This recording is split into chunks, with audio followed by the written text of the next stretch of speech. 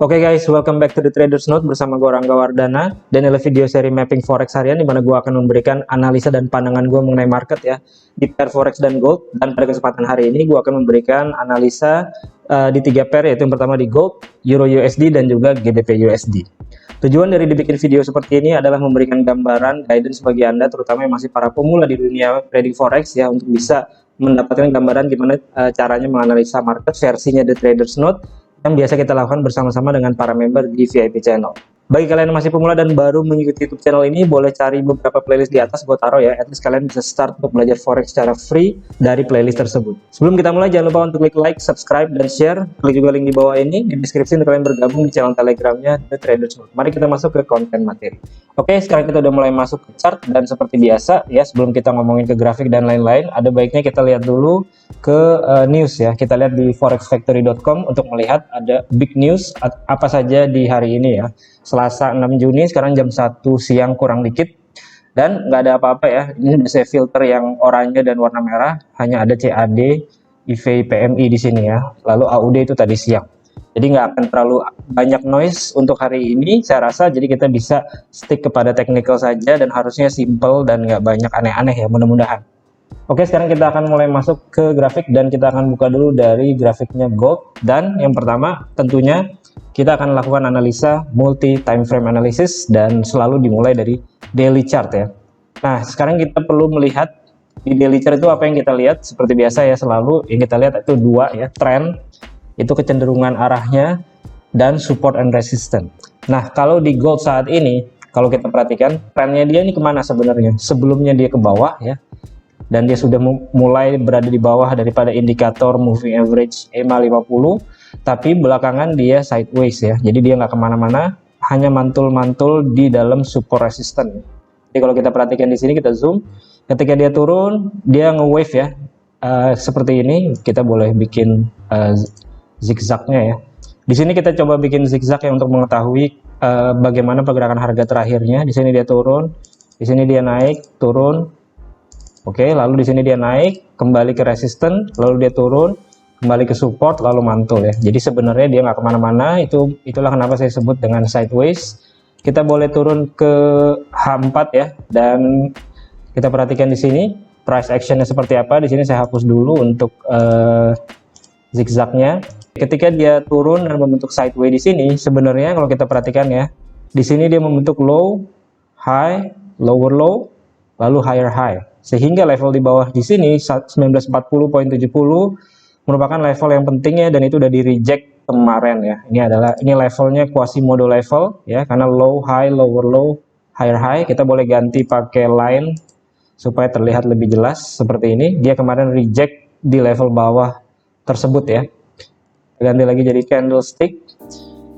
Kondisi dia reject daripada QM level di sini membuat saya berpikiran bullish ya. Artinya harapannya dia bisa naik untuk retest ke level resistance atau supply area di atasnya 1978, dan di sini ada trend line miring ya, yang merupakan liquidity yang mungkin pada akhirnya akan dijebol ya. Jadi gold kemungkinan akan bullish ya, tapi mungkin saja dia turun dulu sebelum dia naik ya.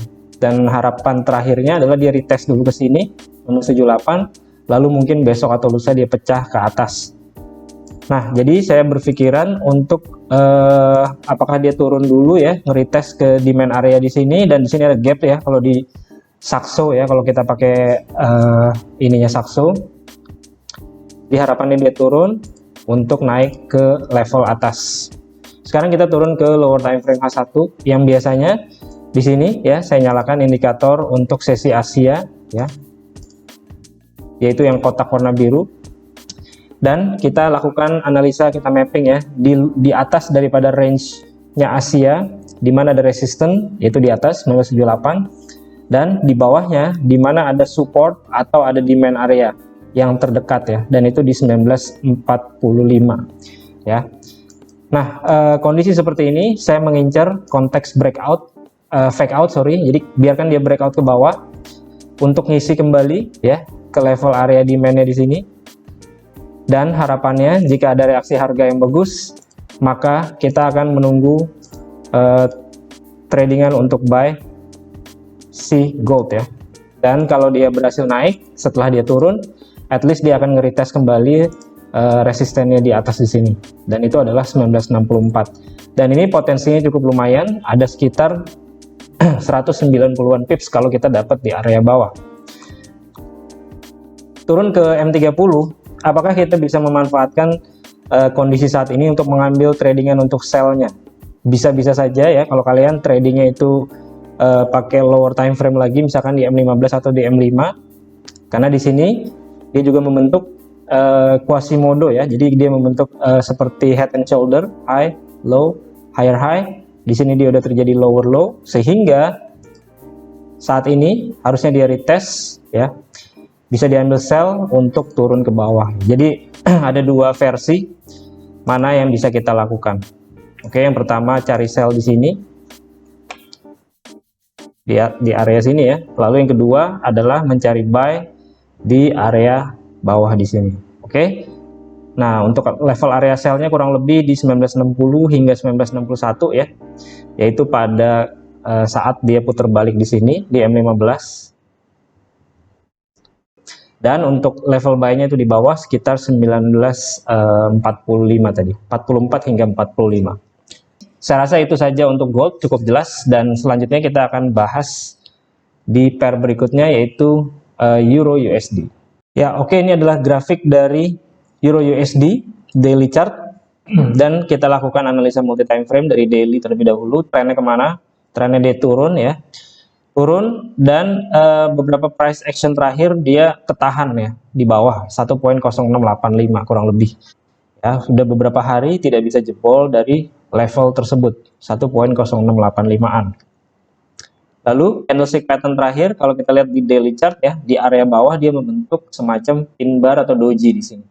Yang biasanya 1-2 hari setelahnya itu bisa terjadi bullish ya, candle bullish, dan itu sehingga sini saya kasih judul untuk buy ya, tapi bukan berarti langsung buy, kita akan melihat price action selanjutnya dan kita akan turun ke lower time frame H4.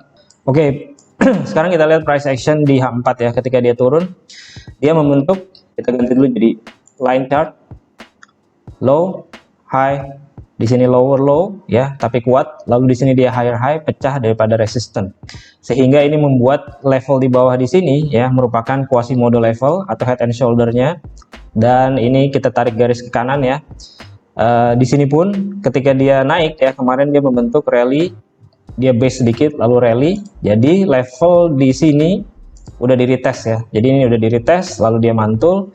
Dan karena di sini saya berpikiran untuk buy, saya berpikiran apakah mungkin dia ada koreksi lagi ya untuk retest 1.0671 lalu mantul ke atas. Kita turun ke lower time frame, dan di sini kita nyalakan indikator untuk sesi Asia yang kotak warna biru. Di sini pun di H1 ya. Ketika dia strukturnya berubah dari turun menjadi naik, kita ganti jadi line chart di sini. Di sini dia low, high, lower low, lalu higher high. Di sini meninggalkan candle besar ya. Jadi dia ada candle besar di sini. Dan di sini ada yang namanya imbalance. Jadi di sini candle besarnya belum di retest ya, belum di retest, dan saya tunggu fake out. Jadi dia turun, at least dia nge-retest dari candle besar di sini. Kalau ada reaksi harga yang bagus, di situ saya mungkin akan mencari tradingan untuk buy si Euro USD, dan final targetnya mungkin bisa sampai ke atas ya, 1.0760-an, yaitu pada level resisten yang di atas ini. Oke, dan ini potensi pergerakannya cukup lumayan kalau dia ada koreksi terlebih dahulu ya. Jadi konteks yang saya gunakan adalah dia jebol ke bawah lalu fake out di area support atau demand di sini. Apakah akan terjadi? Belum tentu ya, bisa saja di sini dia terus lanjut naik, dan kita biasanya melihat apakah mungkin kita lakukan tradingan sell ya di atas ini 1.0768 ya. Jadi itu yang saya tunggu berikutnya. Kalau seandainya dia tidak ada turun ke bawah ya, mungkin ya bisa mencari tradingan sell di sini, dan ini mungkin hanya ngincer koreksi sesaat saja untuk Euro USD. Oke, next terakhir saya akan bahas di GBP USD. Ya, ini adalah grafik dari GBP USD, dan kita akan naik ke higher time frame ya, daily chart. Dan di sini kita melihat trennya seperti apa. Dia habis turun ya, beberapa hari terakhir dia naik kuat lalu koreksi, sepertinya dia mau lanjut naik ya, karena di sini pun dia berada di atas moving average garis biru yang yaitu EMA 50, dan candlestick pattern terakhir itu ada pin bar tepat di EMA 50. Oke. Dan sebelumnya pun dia ada bullish engulfing di sini ya, di sini di reject. Jadi harusnya arahnya nih ke atas. Jadi saya kasih judulnya buy ya, dan di sini dia ada trend line. Kita masuk ke lower time frame H4. Nah, di sini ada dua garis 3 titik ya, 3 titik yang kita tarik jadi garis trend line. Jadi seharusnya ya idealnya bisa turun koreksi ya untuk nge-retest ke level 2390-an untuk naik ke atas, dan kita lihat ke lower time frame di H1. Nah, oke, ini mirip dengan si Euro USD tadi ya. Jadi ketika dia market structure-nya dari turun berubah menjadi naik, kita ganti jadi line chart supaya lebih jelas ya. Di sini low high, lower low, di sini high-nya dipecah ya. Jadi ada transisi ke arah atas. Ini meninggalkan candle momentum yang belum di retest ya. Ini imbalance yang biasanya market untuk naik dia harus terjadi retest dulu ya. Kembali ke level area tersebut 1.2400, dan disitulah saya akan menunggu untuk mencari price action untuk buy si GBP USD. Dan kalau ini berhasil dia naik, harapannya dia bisa nge-retest ke level-level di atas ya, at least ke level di sini. Oke, karena di sini dia sebelumnya dia turun kuat ya, lalu dia membentuk base terlebih dahulu, lalu ada support di sebelah kirinya. Ini merupakan key level 1.2517. Jadi range-nya kalau kita dapat di area bawah ini ada potensi sekitar 120 pips untuk GBP USD. Sekali lagi, ini perkiraan, belum tentu terjadi. Inilah yang akan saya tunggu untuk mencari tradingan di masing-masing pair gold, euro USD, dan GBP USD. Yang sebenarnya ada juga saya pantau juga di euro Jepang Yen dan GBP Jepang Yen. Oke, sekian video hari ini. Semoga bisa membantu dalam trading Anda. Dan seperti biasa, plan your trade, trade your plan, be disciplined, tetap konsisten. I'll see you guys in my next video. Bye.